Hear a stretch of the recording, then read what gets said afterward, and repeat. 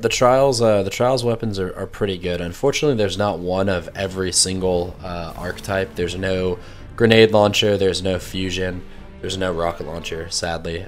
But like most of the trials groupings from Destiny 1, some of the weapons are great, some of the weapons are average, and some of the weapons are terrible. It's not an across the board, every single weapon is great type thing. I'm going to start with a couple of the great weapons first.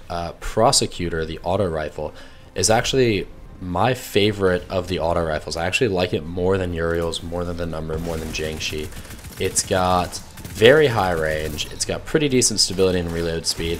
Only thing it really doesn't have that's great is the aim assist isn't optional and the recoil direction isn't great, but again, remember it is a precision auto rifle, so it does have that automatic counterbalance boost to go along with it.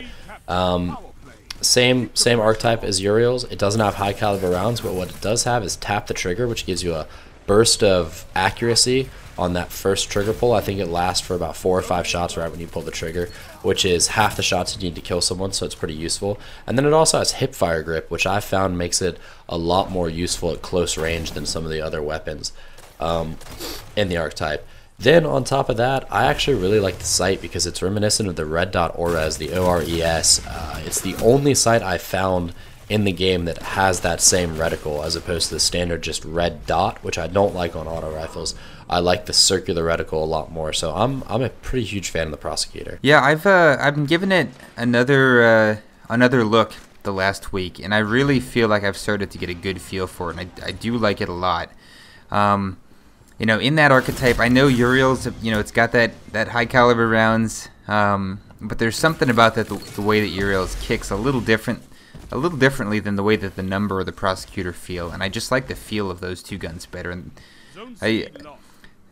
aside from not having high caliber rounds, which you know is popular because that little bump does make a difference. It's actually what our question for later is about, so we can get back into that later. But Prosecutor has great perks. Like you said, tap the trigger is really solid, and it's really easy to take advantage of because you can, you know, shoot a short burst at somebody, take cover, and then reactivate it again to continue to get that benefit. Can be especially helpful if you're dipping in and out of a rift, or dipping in and out behind cover using a barrier to reload, something like that. You can get that bonus really frequently, so it's a great perk. Mm-hmm.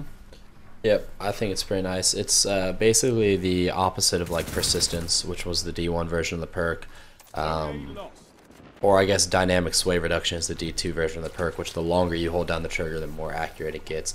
But it is still pretty helpful. Second, probably most favorite, I wouldn't call it a primary, although that's what it is. It's actually a kinetic. Would be the Adjudicator, which is the submachine gun. It's one of the 600 archetype, which means it's the same as the Antiope. It doesn't have the range and the damage drop off the Antiope does, but it does have a little bit better stability. It's got pretty high aim assist, and we were just talking about it. It actually has dynamic sway reduction. So the one that the longer you hold down the trigger, the more stable it gets, and it has hip fire. So once again, up close, it's a lot better than its counterparts. I'm going to say that I've played with the Antiope and the Adjudicator both quite a lot.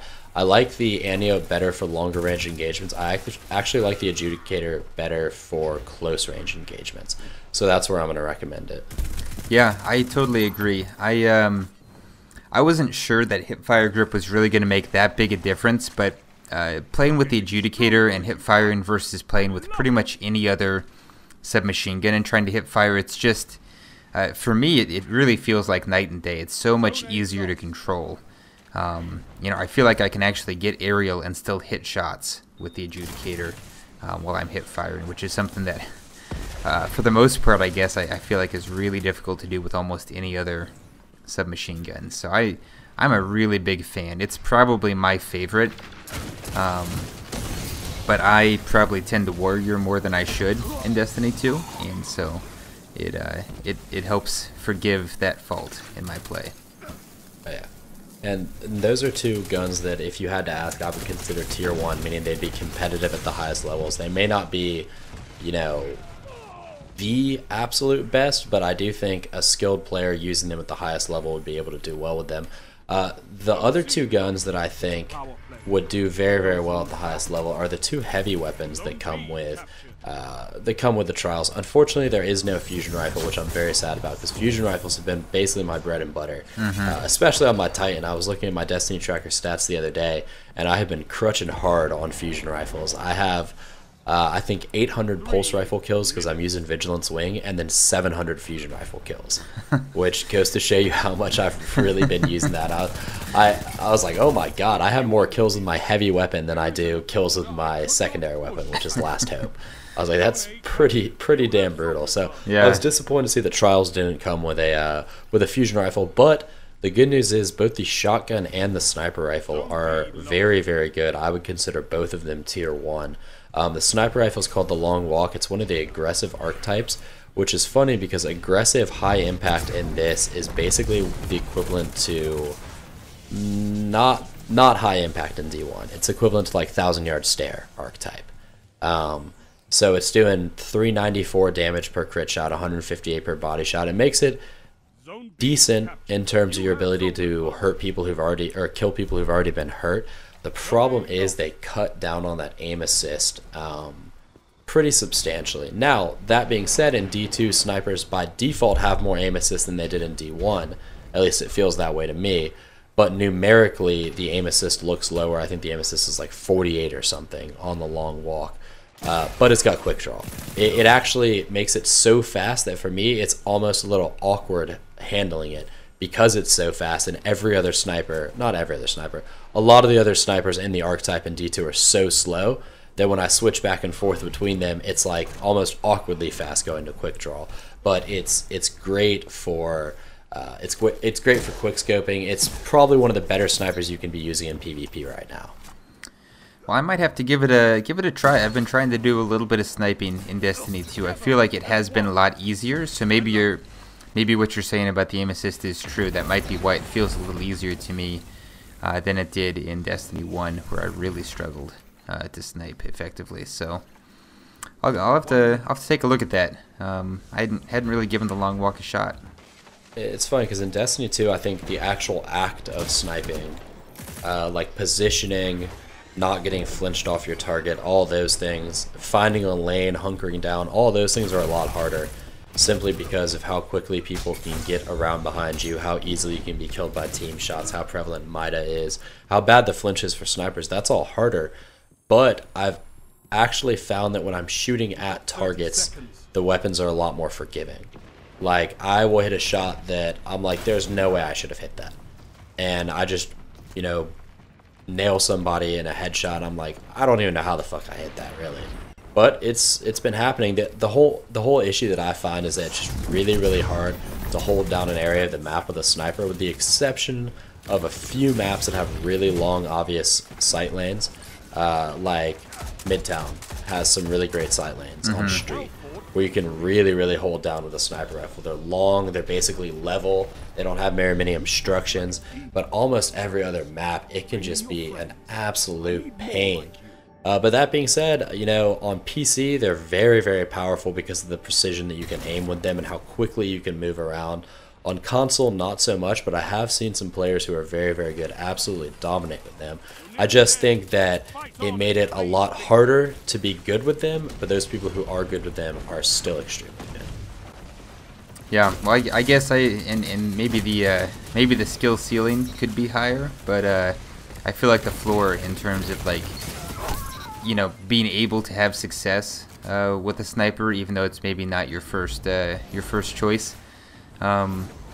If you understand the maps and you understand the lanes, I think it's doable. And I feel like I've got a much better, to a certain extent, I've got a much better academic understanding of some of those things than I necessarily do. Like the mechanical skills as far as quick scoping, I definitely do not have. But I know where to be on the map for the most part, so maybe that's why I've had more success. And I guess kind of in the interest maybe of how do I work this segue in the talking about tooting your own horn. In Destiny 1, we had several conversations about how snipers and shotguns could be balanced in terms of magazine size and damage, and for snipers, which they've done in Destiny 2, they've balanced it very clearly. The more damage, the less shots you get, and vice versa. And then with shotguns, we talked a lot about range and impact, and balancing guns on those lines, and balancing them on mag size as well along those lines. And I think they've done a much better job of that in Destiny 2, which brings us to a sudden death. Yeah, and they actually balanced it a way that I didn't agree that they should balance it. It's worked out relatively well though.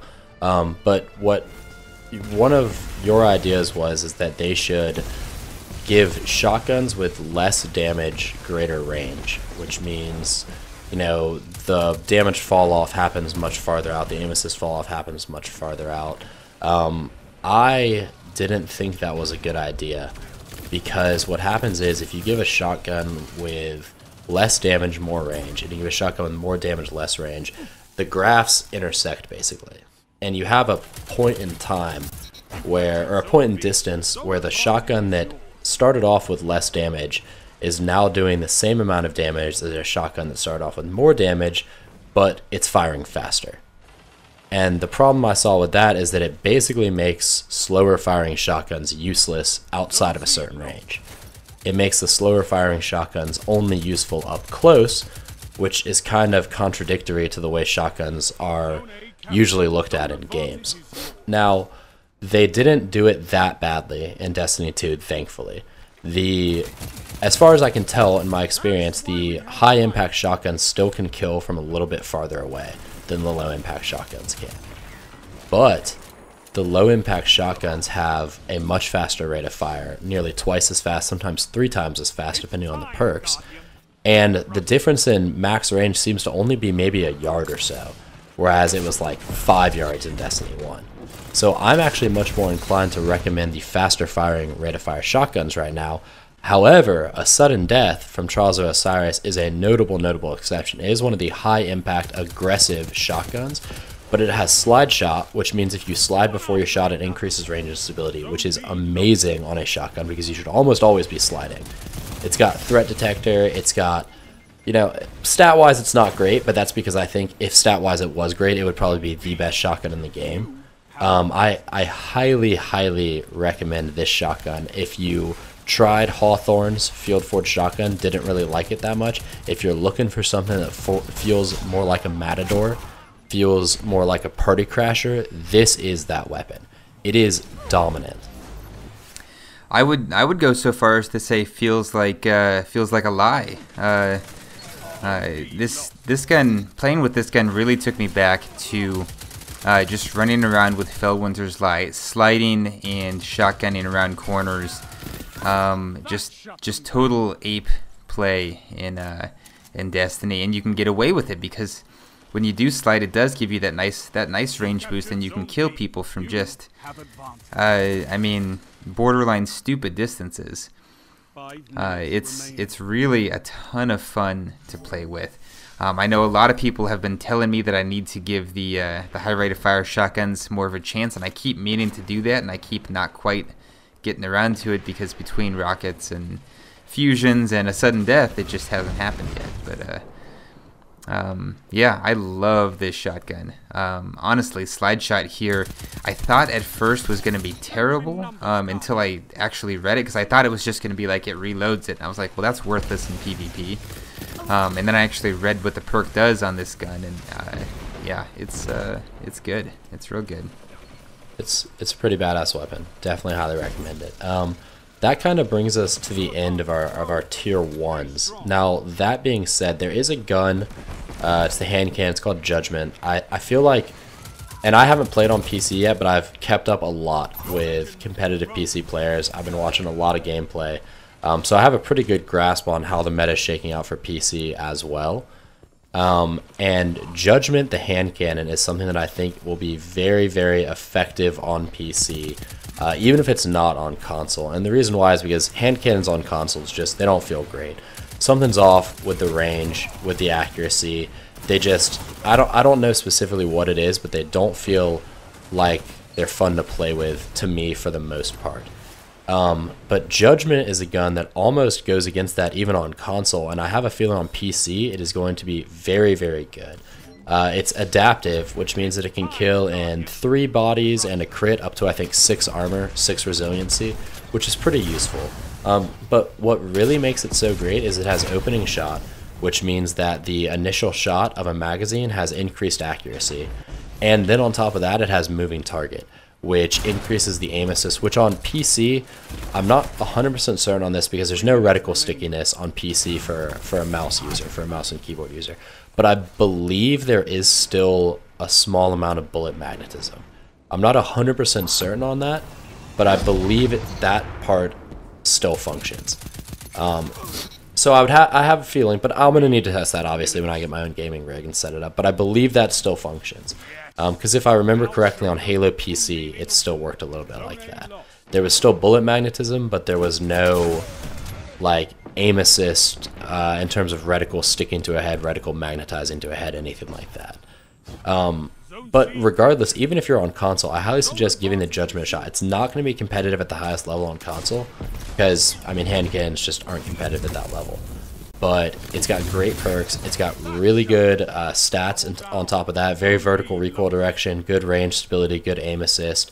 Plus, it looks sick too. So I mean, just across the board, wins for my book. It's a sexy gun. It's super sexy. Like just looking at it on paper, when I was looking at what the hand cannon options were, this was one of the first things that really caught my eye. I mean, explosive rounds is great. And for PvE, really hard to argue with, but for PvP, like if hand cannons felt in Destiny 2 remotely similar to the way they felt in Destiny 1, this would be my go-to. Just because it's so close to being, I think it's closer to feeling that way than probably any of the other hand cannons that I've played with, and If they give hand cannons any kind of love in the next balance patch, this might be a gun to watch out for, even on console. And we'll see if they do, because I remember I was talking to Vanilla Ice earlier tonight. He's a guy I play with on Xbox. I was talking to him earlier tonight, and I remember, yeah, and I wish, but no. He's actually the guy who was extremely good with Queensbreaker's bow back in D1 and posted quite a few videos on Destiny the game of him absolutely massacring people with it. But I remember talking to him about the Destiny 2 reveal event, and when I went there and I played with hand cannons, I loved them. They felt crisp. The damage drop-off was pretty aggressive, but they felt crisp. They felt accurate. I felt like there wasn't any bloom whatsoever to speak of. They felt stable. And the only way I knew that they weren't the dominant weapons they once were is because the damage drop-off basically made them ineffective at long range, but I could still hit targets. And then Destiny 2 released, and they felt nothing like that. Like, Sunshot was my go-to weapon at the Destiny 2 reveal event. I freaking loved it. It was amazing. Tried to play with it when I got it in D2, and it was like, this doesn't feel anything like what I remember. This is terrible. So I'm hoping that they put them back, because hand cannons just need a little bit of loving right now. Yep. It's what it is for now. You know, we've got what we've got, but hopefully we'll see that shift over the seasons. What else do we have? Moving on, I guess, kind of down into maybe the, I don't know, lesser tiers. We've got a few other guns. Well, we've got a weapon that I rank as being, I rank it as being useless for PvP, and I have been attacked, not literally attacked, but I've had a bunch of conversations with people who vehemently disagree with me about how useless it is. Okay. I think it's useless because it's the first Trials weapon I got, and it kills slower than the Mida. It doesn't have as much aim assist, and basically I just liked it less than almost every other scout rifle in its class. It's the end. It's a precision archetype scout rifle. It's got terrible perks for PvP. It's got pulse monitor and auto-loading holster slideways, none of which I think are good perks for PvP. I'm just gonna interrupt you there. I really don't feel like those perks are very inspiring for PvE either. They don't really. I looked at that gun and I was just like, I don't need this much reload. No, I mean, maybe if it was, you know, like a special weapon or a power weapon, those would be good perks. But on a primary weapon, I mean, I can see how it's useful. Don't get me wrong. I can see how they're useful, but there are a lot of other perks I would much rather have. And in PvP, I mean, I will say the one area it excels is it's got great stability. With the perk layout it has, meaning the sights and barrels specifically, you can increase that stability quite a bit. And on top of that, it doesn't have high recoil direction, so the recoil is very horizontal.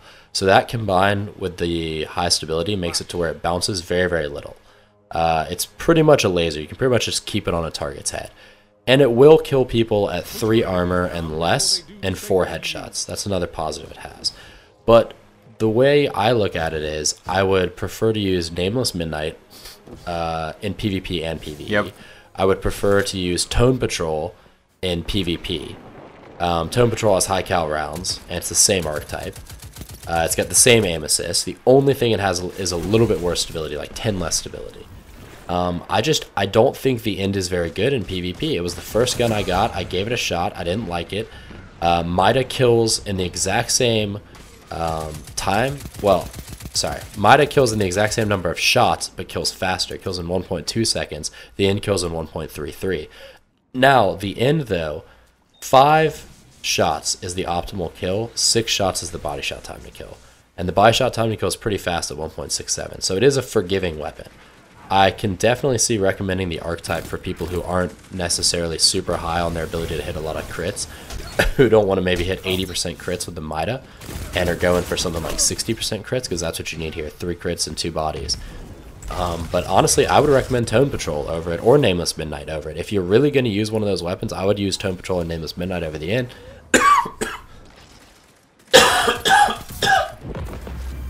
But that being said, I had a ton of people on Reddit who told me what a fool I was that I was sleeping on it, and I explained to them that objectively it's a worse gun. And if the gun feels good to you, that's what really matters in terms of your gameplay. Like, that's what matters, but objectively, the gun is worse than others in the archetype, and I'm not going to recommend it for that. But a ton of people think it feels great, so it's got that going for it. Yeah, well, fair enough. I'm gonna go ahead and jump on you for another gun that feels great, even though it isn't actually that effective, unfortunately. And that's Relentless. That's the high impact pulse rifle from Trials. I saw this gun and I got so excited, and then I used it and it felt so good, and then I got killed a lot with it. While I was using it by people who were using better weapons. I got killed a lot. So it's like I said, it's a high impact pulse rifle. It's got really pretty good range, and there's not a whole lot else that you can say about the stats. Nothing else is really particularly good. But it has Headseeker, and it's the only high impact pulse rifle in Destiny 2 with Headseeker, which does make it a little bit more forgiving, I think, in terms of the well, maybe it doesn't. Now I'm second guessing myself. I feel like it makes it a little more forgiving in terms of the crits. Am I wrong? I honestly don't know. The gun sucks so much ass. I've never even tried to look at it with Headseeker, because I felt like even if it did have Headseeker, there was no way it was going to improve it enough to to make it competitive. Brutal. Yeah, I mean that body shot time to kill is so damn slow that there's like no way I'd be touching that weapon. Yeah, Headseeker does make it the body time to kill more forgiving. It's much easier to not need more than 4 bursts. I think you can basically almost guarantee a 3 burst kill with it, which is still unfortunately fairly slow. But it does have really pretty good range for a pulse rifle, which is something that I do like about it. I still do use it occasionally just because it even though it's not that effective, the gun just feels and sounds and looks so good that I can't help myself. It seduced me, and then it kind of let me down. So it is what it is. I mean, high impact pulse rifles with Headseeker were like my bread and butter for anti-meta in Destiny 2. I know. Like, I had a Ludmilla with Headseeker that I absolutely loved. I had a Parthian shot with Headseeker that I loved. Before that, I had a spare change with Headseeker that I loved. I mean, that was my bread and butter, but the fact of the matter was it was because those guns were extremely unforgiving, but they had a really fast time to kill. That's why I used them. Yep. Now they're unforgiving and the time to kill isn't fast, so it's like, why even bother? I mean, I think I played like 4 or 5 games straight with these weapons, and I don't think I've had less fun using a gun just because, like, you miss a burst and you're like, well, I'm screwed now. Now I'm going to die. That's pretty much all there is to it. You're just going to get murdered. So I did not enjoy them very much at all. And Relentless, unfortunately, was just another one of those not very fun weapons. And speaking of not very fun weapons, I think actually perhaps the worst weapon in the entire bunch for Trials is the sidearm, a Swift Verdict. Oh. It's a member of the Precision archetype, which I think is possibly the most useless archetype of sidearm that's ever existed. It requires 5 crits to get the optimal time to kill, which is 0.93 seconds, which is a fifth of a second slower than the optimal time to kill for the Omelon adaptives, which also don't require 100% headshots. On top of that, the body shot time to kill is 1.4 seconds with 7 bodies, which you might as well be using an auto rifle at that point in time, because the auto rifles are within a tenth of a second of that body shot time to kill. Yeah. So it's just totally not worth it. It's got Threat Detector, which is not a good perk. It's got Zen Moment, which is an okay perk. But I mean, if you're going to use an energy sidearm, for the love of God, do not let it be a Swift Verdict. Like, please don't use a Swift Verdict. Just stay away from it. Put on one of the Omelons if you really want to stress yourself. Try a Suros one. Even use Drang, honestly, because Drang only requires 50% headshots to get its optimal time to kill. So just do not use a Swift Verdict. This is a point on which we absolutely 100% agree. That's all I can say about it. It's terrible. It's so terrible. Well, I guess that's all the Trials weapons. So that was it's kind of a mixed bag, but some pretty decent ones. Really, I guess in terms of like historically looking at the sets of Trials weapons that we've got, I feel like, and maybe this is just a function of the game being generally better balanced. I feel like it's a pretty good set overall. I think I've actually managed to collect all of them, and I can't say I'm unhappy about it. There's a lot of weapons in there that I take out from time to time. Yeah, they're all right. They're pretty solid. I'm not going to say they're the best. There's nothing that's just so head and shoulders above everything else that I feel like you absolutely have to have it, like there was with the Messenger in Year 2, or like there was with Doctrine of Passing. But they are pretty solid overall. I wouldn't say, some people have been bemoaning the fact that they think they're all terrible. I don't think that's necessarily the case. I think there's some great options in there. Like I said, the Prosecutor's probably my favorite AR. Yeah. Yeah, I agree. It's a good set.